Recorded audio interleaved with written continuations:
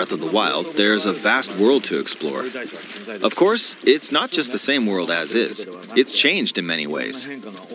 If we talk about all of the changes today, we'll run out of time, so we hope you'll seek them out for yourself when the game launches. In this game, the vast world of Hyrule reaches high into the sky. You'll notice some landmasses floating up there. We call them Sky Islands. You're probably wondering something. How do you get to the Sky Islands when they're so high up? If we take a look, oh, something's falling from the sky. Do you see it? I wonder what that is. Let's head over to it. We're almost at the spot where the object fell. Here it is. Okay, let's use one of Link's new abilities. If you do this on the rock that just fell...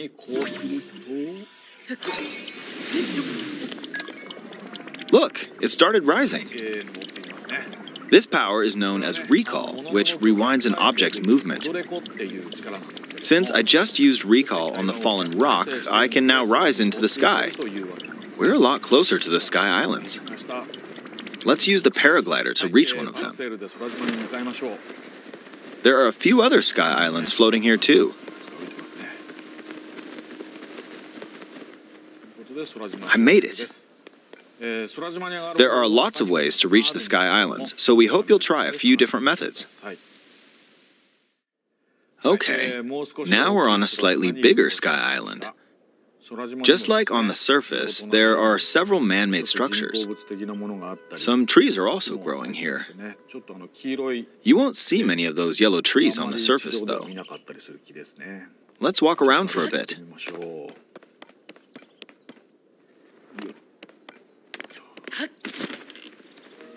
There's a branch on the ground. When you find something like this, you should pick it up. It might come in handy later. Let's continue. Oh, something's there. This is a brand new enemy called a construct. We'll fight it using the branch we just picked up. Ah, the branch broke. Not good, not good. Quick, get another branch and... we defeated it. Moving on. We've now explored more of this Sky Island. As expected, fighting with just a branch won't get us very far. Also, this branch is almost broken. So here's another one of Link's new abilities. If we use this branch and the rock over here, and do this, look, we can stick them together. We created a makeshift hammer. This is called Fuse. You can stick objects together to create new weapons with various effects.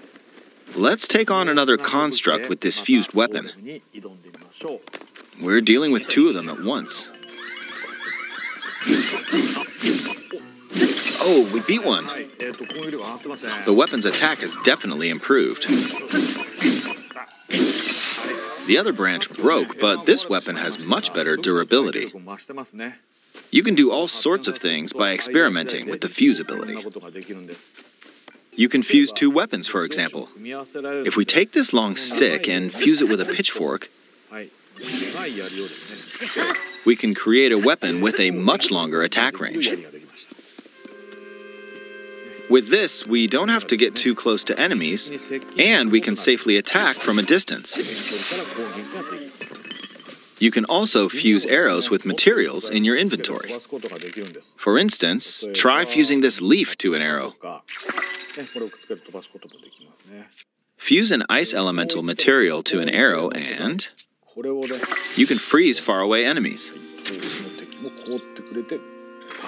Very useful. In addition, let's see. Ah, there's a bird flying around. If you're out hunting, you might feel that aiming with an arrow is too difficult. Apparently, my eyes can't track fast-moving objects as of late, so my shots rarely land. So, at times like these, here's an eyeball you can get by defeating monsters. Fuse it to an arrow and... Look, it homed in on the target. Let's try this on another bird.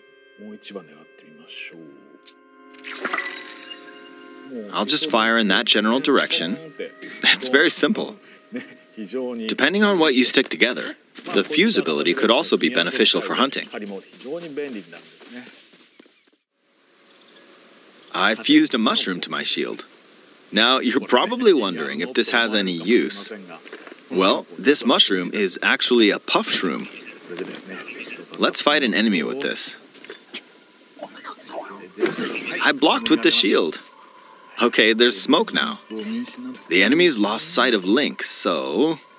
attack! Even if you struggle with combat, you can take down enemies using similar methods. In the previous game, you'd usually get powerful weapons by defeating strong enemies. But in this game, fusing even the weakest weapon with something else could turn it into a useful weapon. There are even more gameplay options for sticking things together. Let me demonstrate. Some of the Sky Islands even have rivers. We'll want to cross this one, but swimming across it, well, the river's too wide for that. We need a boat. Of course, there isn't anything that resembles a boat around here. So, we'll lift up this log and attach it to a second log.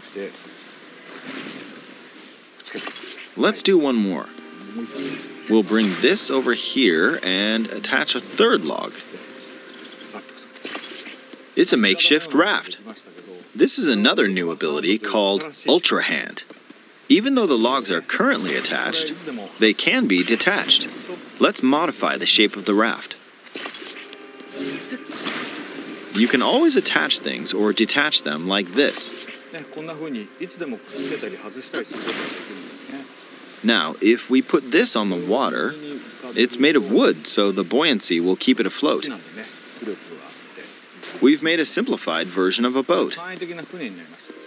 However, it won't move in its current state, so we'll need something to propel it forward. There's something here. Let's try hitting it. Oh, wind. It's blowing wind. Looks like we found a fan. Why don't we try attaching it?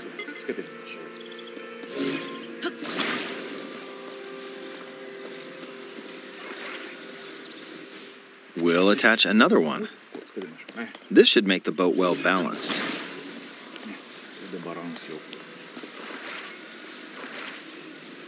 Okay, they're attached. Alright, let's try moving the boat. Hey, it's moving. It's sailing pretty fast with the wind from the fans. Since we added 2 fans, we should be able to cross the river in no time. Alright, we reached the other side.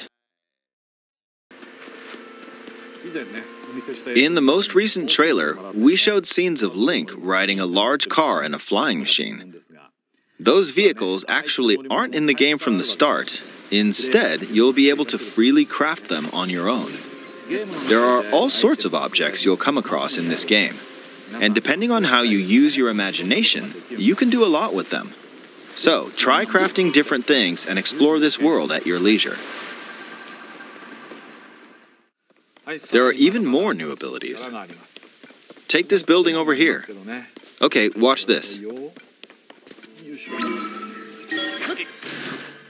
Look, I passed right through the ceiling.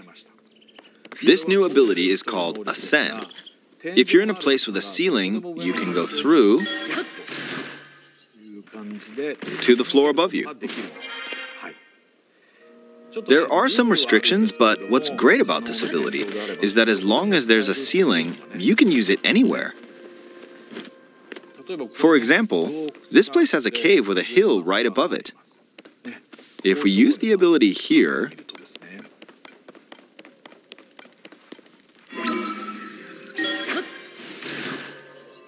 come on, keep going.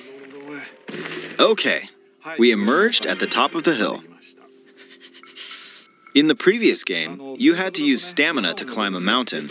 But in this game, if there's a mountain with a cave like this one, you can now get to the top without having to climb all the way up.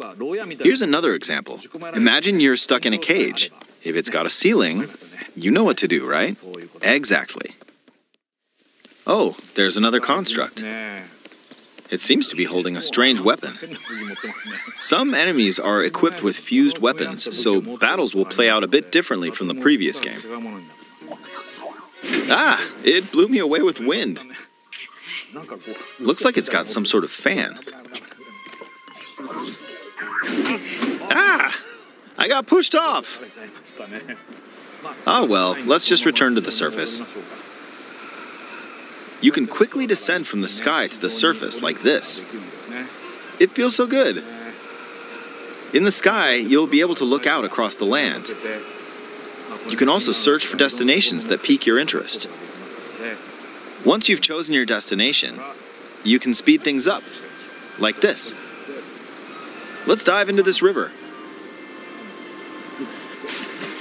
And we're back on the surface.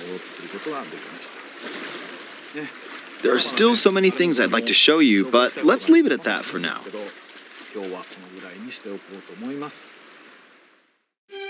What did you think?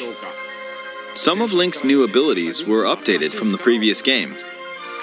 I'm sure some of you watching me play were thinking, wait, if you could do that, then maybe you could do this too. In this game, you can do a lot of things just by thinking about what's even possible.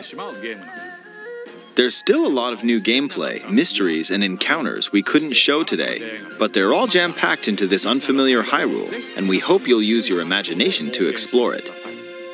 That's all for today. Thank you for watching.